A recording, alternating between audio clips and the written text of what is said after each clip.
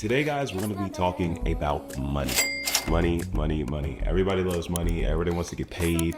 So we're going to talk about that today. First, have a portfolio.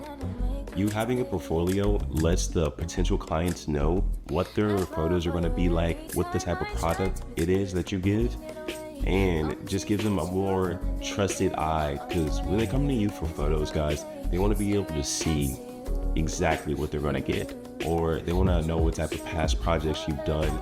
Oh, what type of style does this photographer have versus this photographer? And if you're truly starting out brand new, I know no one really wants to hear this, guys, but shoot for free. Wait a minute now, I ain't even about that. Yes, trust me, it's going to help you out in the long run. So shooting for free has its benefits because it has the simple fact that, one, when you're having shoots like that, there's no stress. There's no stress of, I have to get this right for the client. Oh, I hope they like these photos, or these other backwards thoughts that you don't even need to be having in the middle of a shoot. So definitely shoot for free until you get your camera settings down, until you know your camera back and forth and you're very comfortable with it. On the other side of things, guys, let's say that you've been shooting for a year and a half and you're just struggling to get clients and everything, and you just need to find more business. That's where your portfolio comes in. You need a super strong portfolio. I want you to go back to Lightroom, Photoshop, your hard drive, or wherever, and I want you to go back, dig through all your photos, find the best ones that pertain to the niche that you want to work with, and make a fire portfolio. It's super important for you to find new clients, guys. It's because, again, this is what they're looking at before they book with you. This is like the eye test, if you want to say. Also, another thing that I see some photographers make a mistake is their portfolio is kind of all over the place. There's no reason for you to send football photos to an event center that you're trying to shoot at.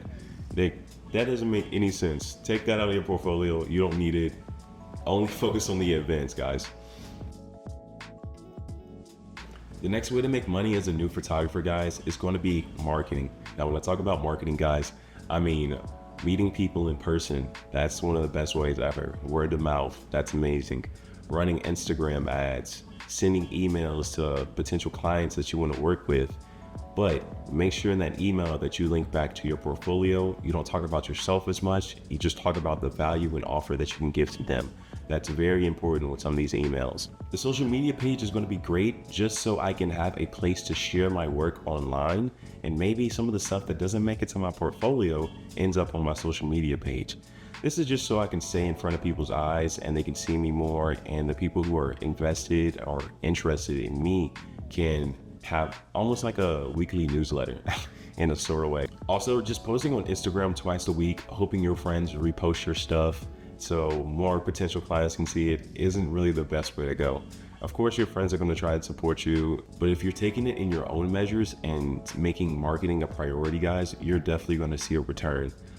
So the next step, guys, is going to tie back into that portfolio. This is why I made such a big deal about having a strong portfolio, knowing exactly what you're going to shoot, because now we're going to market that portfolio to potential clients. Sometimes people aren't always going to be the ones to come across you. Sometimes you have to be the one to come across them. So we're going to be emailing people. This is another way to get your work in front of new clients, guys. Email, reach out, put yourself out there, everything. Just do everything about them. This is something I was kind of struggling with. I was kind of hoping that people would notice me and come to me to book, but in reality, it didn't really work like that. I had to go out, do the footwork, do the grunt work, just so people would notice me and like know that I even had a camera, honestly. If you guys want to see some of the email templates that I have, I can add a link down below. You can check them out for free. Just go ahead and copy and paste. No big. So the next step, guys, to make money as a new photographer is going to be offer deals. I like to treat my photography business like any other business, guys. There's going to be holiday specials. There's going to be deals. You know, they always have Black Friday deals, Amazon Prime, Amazon Day, or whatever it's called. People flock to stuff like that. So if you already have the set prices that you know you want to shoot at, guys, go ahead and take a little 10%, 20% discount and just let people know. Like, also, when you're offering deals to people, it's not necessarily a bad thing. One, because you're still getting business, you're getting your foot in the door with new clientele possibly, and for the simple fact that you can build credibility. guys, having credibility is still amazing nowadays. If you have a 10 out of 10 photo shoot with one client, whenever they're with their friends, family, and they bring up the photos or they see the photos that they posted on social media, they're going to be so happy to tell their friend, oh yeah, Jay shot my photos. He's a really good photographer. I had a great time with him. He was very nice. The turnaround time was very smooth. I didn't have any issues with that. I definitely feel like I should shoot with him again or even recommend him. You know, these people are paying for a product and an experience. If they have a good experience shooting with you, then they're probably going to come back, deal or no deal. When you have your regular prices up, when your prices are half off, they're going to be around, guys. The last way you can make money as a new photographer, guys, is to don't say no.